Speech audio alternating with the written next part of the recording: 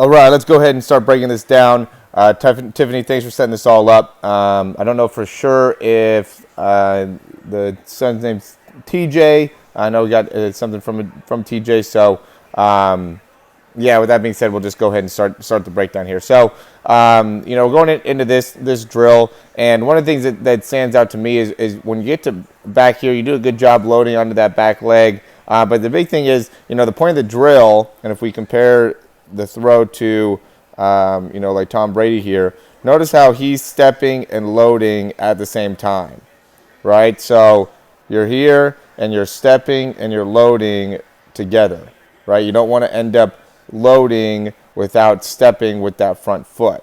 Okay, so what happens here is you load, and then from here, then you go and you take another step, right? So see here,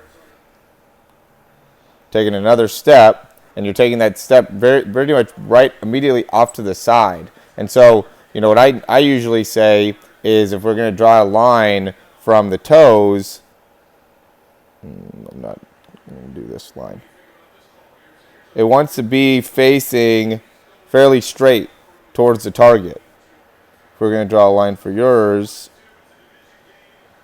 would be going more off to the side, right? And because you're going so far off to the side, that creates the momentum of what your body actually does. So now, as you're coming through, you do a good job pushing off that back leg. I think you could do probably a little bit better job pushing off the back leg. But I think part of the reason you don't get as much is just because of how you end up kind of stepping off to the side as you start going through the actual throw. But then, as you're going through here, you also end up very early where your body is very far kind of rotated off to the side, and you really fall, with your spine pretty far off to the side as you actually finish. So you want to really be able to do a better job of pulling that left arm straight through and really making it so you're maintaining a little bit more of an upright position during the throw, rather than right now what you're doing is really not using very much your hips. You're primarily all arm and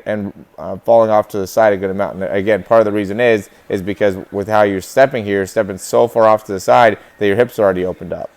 So you haven't even started to generate force off that back leg, and your hips are already facing straight ahead. Okay, so now we'll go and we'll compare that to Tom Brady. So see how he lands first, and he also has his toe fairly open, but his foot is a little bit more in front of him, where yours is more off to the side. So his hips aren't as open. See how his body's still here, where your body, it's going to be a little bit further along, but see how quick your body opens up here? And even right now, your body's still facing a little bit more that way, where he's, kind of squared away. And then he starts pivoting with his the back part of his body.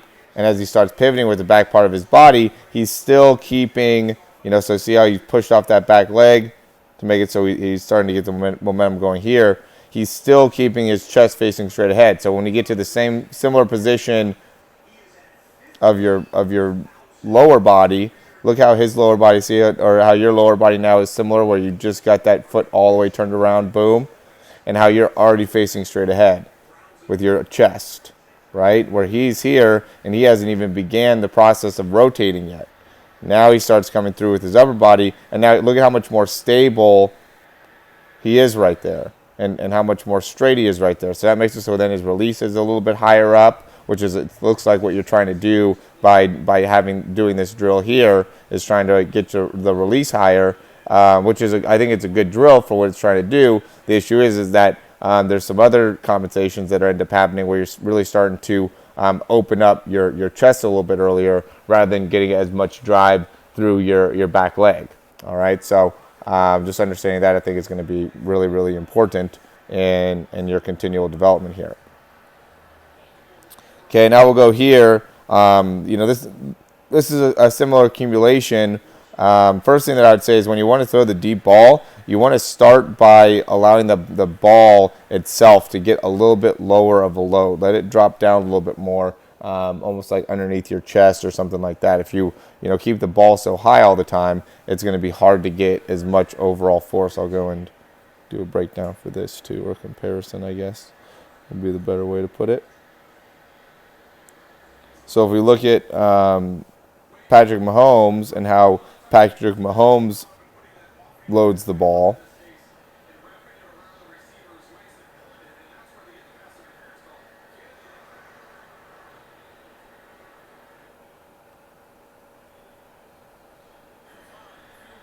look at how low he allows that ball to go. Right, so he starts high, similar, and you do really the opposite. So you, not really actually, yeah, a little bit. You can kind of see it. So you're here, and then you have to raise it up. Where he has that ball high, drops it down a little bit to make it so now he can load up. Right, you're keeping the ball really high up the whole time, and then because you don't have a great habit of pivoting off this back leg and getting your hips to start going, you're allowing your overall body to be so far extended, putting a lot of pressure on your lower back. And again, really not utilizing your hips. As you're coming through, right here, you really want to get your hips all the way forward, all the way through, rather than immediately get your hips going this way, rather than immediately falling off to the side with that spine. So you're using a lot of your arm, a lot of your back in order to throw, and you're still getting a good amount of force behind it. But once you can go and really push off that back leg and create a large amount of rotation within that back leg, you're going to see a significant improvement in how much force you're going to be able to create out of your throw, and how much distance you're going to be getting in your throw. So you really have a lot of areas you can improve on, and as you continue to improve, you're going to see a lot of big benefits there. And I'd even say, as you're starting to push off those hips a little bit more, you want to maintain your spine a little bit more upright position. You can be slightly hyperextended, which is what you're doing, but then even if you're hyperextended, you really want to pull your belly button to your spine, or like suck your belly button into your spine, so then you can get your trunk to propel forward. Like right here, you're loading up your core, the front part of your body, so much, and you never really get to use it because you just kind of fall right off to the side with your spine. So as your hips can move forward better, and as you can better close in with your lower core, you're going to see some tremendous improvements in your ability to generate force within your lower body more efficiently. I think one of the things that I would bet is that you're either feeling a good amount of soreness or pain in some part of your shoulder, or you're feeling some type of pain or stiffness in your lower back.